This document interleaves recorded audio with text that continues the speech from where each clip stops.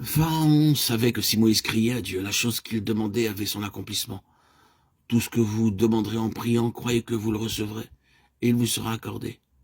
Dans la pensée de Moïse, il y a la certitude que ses prières sont selon la volonté de Dieu. Dans les circonstances qu'il traversait, il n'aurait pas suffi de prier ainsi. Oh Dieu, si telle est ta volonté, arrête cette plaie. Il n'est pas dit explicitement à Moïse de prier pour que la plaie soit supprimée. Cependant, il dit à Pharaon, j'étendrai mes mains vers l'Éternel, les tonnerres cesseront, il n'y aura plus de grêle. Les tonnerres et la grêle cessèrent. Exode 9, 29, 33. L'ignorance au sujet de Dieu, la méconnaissance de son cœur et l'ignorance de sa parole sont à la base de la plupart des prières vides, sans but défini. Car comment dire encore si la chose est selon ta volonté, quand Dieu a montré quelle est cette volonté? Au lieu qu'il suffit que lui rappelant sa parole, lui citant sa parole, nous lui disions toutes tes révérences, fais selon ce que tu l'as dit. Nous qui parlons en son nom, puissions-nous tous avoir appris cette leçon, que nous ne sommes que des ambassadeurs. Et nous effacer tellement que ceux qui entendent le message sachent qu'ils ont affaire à Dieu et non aux messagers. Hélas, ne semble-t-il pas souvent que ceux-ci ignorent les premiers éléments du service que le maître peut venir? Nous sommes si préoccupés de notre petit rôle que nous mettons entre Dieu et les âmes vers lesquelles il nous envoie.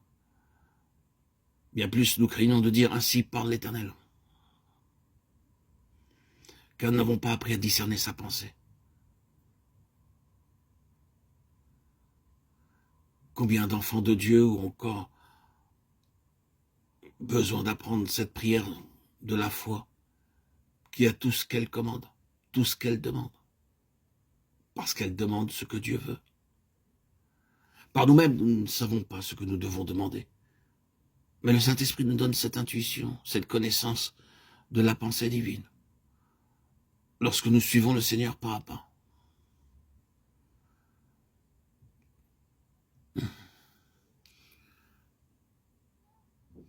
Il nous faut avoir cette certitude absolue que toutes nos entreprises reposent sur Dieu et avoir une grande confiance. Cela entraînera un complet repos. Et ceci est vrai lorsqu'il y a une foi entière en celui à qui l'on obéit.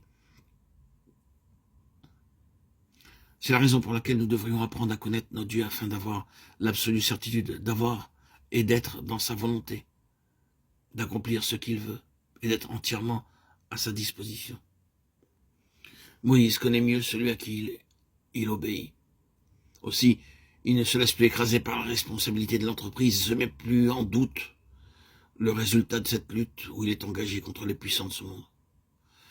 Moïse cria à Dieu. Moïse commença avec la rencontre du mont Horeb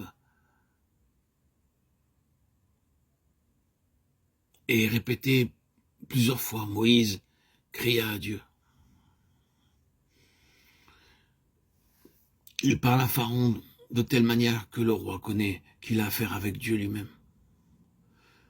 Quand le peuple qu'il a fait sortir d'Égypte au milieu de bien des souffrances et des luttes se tourne contre Moïse, c'est encore vers Dieu que Moïse regarde. L'Éternel est son unique recours. Avec hardiesse, ce fidèle serviteur qui est Moïse se retire en Dieu. Il lui rappelle que ce peuple hébreu est le sien, que c'est lui qui est responsable de mener à bien l'entreprise commencée.